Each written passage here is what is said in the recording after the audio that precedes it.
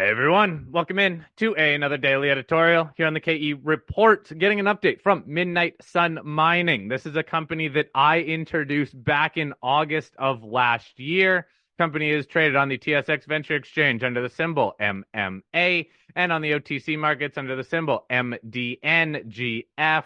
Mindnight Sun Mining is focused in Zambia on copper and cobalt exploration.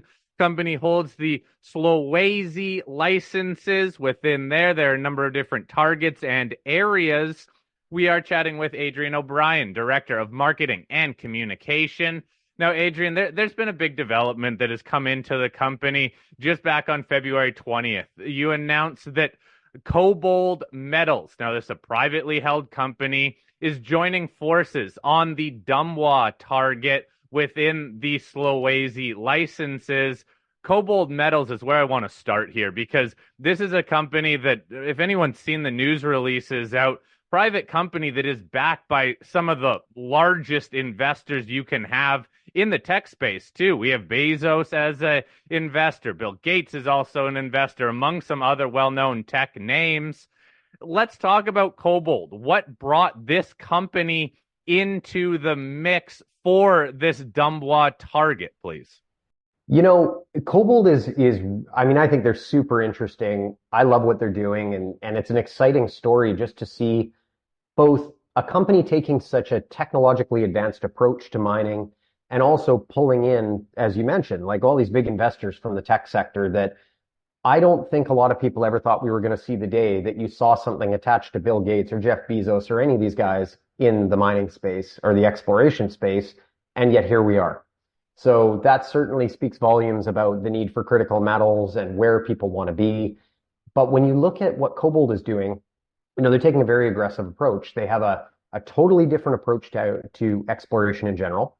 It's technologically advanced, and they're utilizing basically artificial intelligence and different kinds of data and different kinds of data analysis with their own proprietary technology to fast track development of projects, to get us to the point where we can get those critical metal projects to the market and supplying the shortfalls that are coming our way. And so they've gone out and lined up a handful of a project. I shouldn't say handful, it's actually quite a few. They're on 4 continents now, and I think they've got 50 or 60 active projects. But this is kind of the key project in Zambia and the only one in the Domes region, which is kind of the area that hosts these billion-ton copper deposits. We had interest from a lot of companies over the last 12 months to get involved, different strategics. All of them had a different approach. Deal proposals and ideas that were kicked around were all a little bit different. But we really like KoBold. We love the team. They're straight shooters, and they have this great list of investors, this great, approach to mining and exploration. And they were the right guys for the job from our standpoint. What brought them to the table was, I think, a combination of looking at Zambia and looking for the most prospective jurisdictions. And I think really the same reasons that we love this project. It's a project that exists in an area where if you find a copper deposit, they are generally going to be 1 billion tons. There's not a lot of smaller copper deposits in the Domes region of Zambia. We're surrounded by 5 of the biggest operating mines in Africa for copper mines, and the biggest, which is Kansanshi, owned by First Quantum. So you have an area where you're searching for massive, massive discoveries, massive targets. You're also looking at near-term infrastructure. KoBold is not a company that wants to be an active mining company. They're a passive mining company, meaning they utilize and leverage their own technology to help you fast-track development of a project.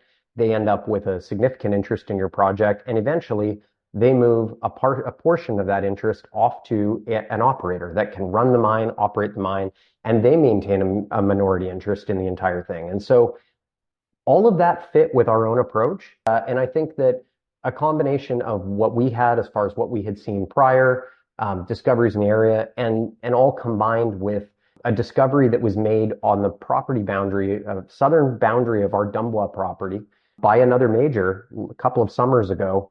They made a discovery there, and that links to this 20-kilometer long soil anomaly that we have. And I think everybody heard about that quickly, and word spread, and we had a lot of interest. So it was super exciting, and it generated a deal now that our shareholders are going to get to reap the benefit of. Let's talk deal terms. The company KoBold, that being, can spend US $15 million in exploration and make cash payments totaling 500,000 US over a 4.5 year period to earn a 75% interest in this Dumbwa area. Last time we chatted, we talked about this Dumbwa area and just how much work needed to be done there. You'd outlined 30 to 50,000 meters of drilling. Now that you have a budget the KoBold will fund here, when do you think drills will start turning? How aggressively are they going to start turning early on?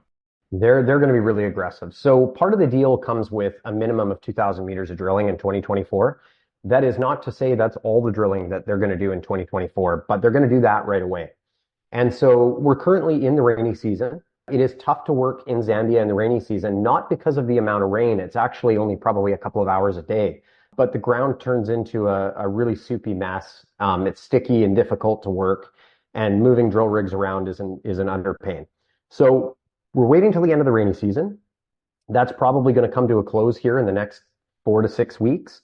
And then KoBold will mobilize their drill rigs and get out there and start drilling at Dumbwa. So, all the preliminary work is done. They're ready to drill and they're ready to get started.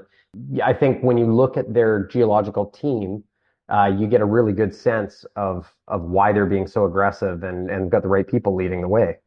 Let's talk about those people then, because look, KoBold, it's in the news because it's AI-driven battery metals exploration, but they've amassed a large team of geologists as well. Clearly, they were in your data room running through the data, probably running it through their AI systems before they signed this deal. Give us a background on some of their team, their geologists that they use. Yeah, for sure.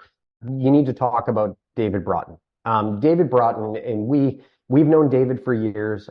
David was one of the first people that told us how important this property really was. He shared with us his own views to how important this project was and the potential that lays in our Solwezi project. But, David is arguably the top SEDEX copper guy in the world. He's a phenomenal geologist, and he's credited with the discovery of Kansanshi. He's led the development team at Kansanshi regardless. And he's credited with the discovery of Kamoa-Kakula, which is, of course, Ivanhoe's deposit, sits just north of us. That's around 600 million tons at 3% copper. Incredible discovery and asset that they have. But David was hired by KoBold to be their chief geologist on copper projects, and David will be running the program at Dumbwa. And so not only do they have David, they've brought Murray Hitzman on. As far as I know, they have Murray. Murray was the head of the U.S. Geological Survey.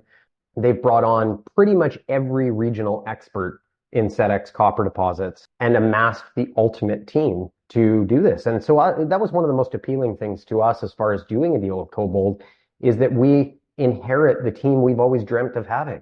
We've always wanted David to come and run our projects and to be involved, but we weren't in a position to do that. And all of a sudden now we have the top guy in the world who has built his own team that is, the top team for going after these projects. And they're going to be developing Dumbwa, which is absolutely incredible from our standpoint.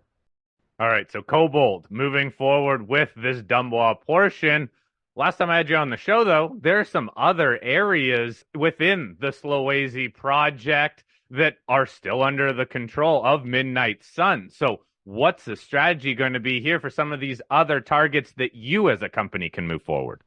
Yeah, this is a really important part of the story, Corey, because really, at the end of the day, if we were to do a deal, and we did have other offers, we had other groups that were around, and, if we were to do a deal that encapsulated our entire project, keeping in mind that if you look at our project with a 35,000-foot view, you can split it up into 4 separate target areas, each of which has the potential for one of these giant SEDEX copper deposits. And Dumbwa represents one of those 4 targets. And so if we were to move forward with a company and tied up the entire project, now you're at the mercy of their speed, at their delivery, at their exploration plans, and most importantly, their news flow. So at the end of the day, you could be in a really, really terrible position, and it would be a total disservice to our shareholders to put ourselves in a position like that after a decade of working on this project. And so this deal gives us an aggressive approach to Dumbwa. This is going to get us an answer at Dumbwa as to what's there, but it very importantly leaves us with all of the other targets and our oxide resource to ourselves. They become, the assets that we can go after on our own. So we're looking at separate financing for those now and basically figuring out where we want to go first. And I think the very first thing out of the gate is to go ahead and drill off an oxide resource, and then to start establishing an approach to at least one of those targets, whether it's Kaziba or Me Too. But at the end of the day, to answer your question, we have 3 of the 4 targets owned 100% by Mindnight Sun, and that we're going to move ahead on our own. So we've left a tremendous amount of blue sky for our shareholders. So you mentioned that you're looking through some financing options here to move through these projects or move through these different areas. What is the low-hanging fruit when you do get some money raised in terms of catalysts, again, for you as a company that you can undertake? Yeah, so first step is going to be to arrange financing. I think that this deal with KoBold gives us a great opportunity to go and carry out the meetings that we started last summer towards significant financing for the company and to bring our capitalization up to a point that we feel we can properly move forward with these different targets. But, the big plan would be right out of the chute is to go and drill off this oxide resource. And, I think it's one of the most overlooked aspects of this story, in that to give you kind of a basic overview of it, we have this 506 square kilometer property, and there's oxides across the entire thing. So typically in Zambia and in this region, your entire project is covered in overburden. You don't have any bedrock exposure whatsoever. But you do have oxides in various areas across the property. And we have a number of different spots where we can ring fence 10, 15, 20 million tons of material at 0.3 to 0.6 or 0.8%, and areas where we even think it gets as high as over 1%. And so that wouldn't necessarily be an exciting target on its own. I'm not going to sit here and say that we're going to open an independent mine for oxides. But if you look at the area and you look at the other operators that are there, First Quantum being a great example at Kansanshi, they're producing sulfuric acid at a very significant rate per year, and that needs to be dealt with. And so if you have an operator that needs oxides for getting rid of, heap leaching their oxides to get rid of their sulfuric acid, and we can supply those oxides as a turnkey mining operation, we have no problem getting to 50 million tons of 0.3, or at least we don't think we will. It's cheap to do. It's easy. It's RC drilling, 40 to 50 meters depth. You only have to assay every 10th hole. You can run XRF. It's very easy, very cheap. And at the end of the day, we build out a resource. We could have a turnkey mining operation within 12 to 18 months that produces something in excess of $20 million a year for Mindnight Sun as a passive interest.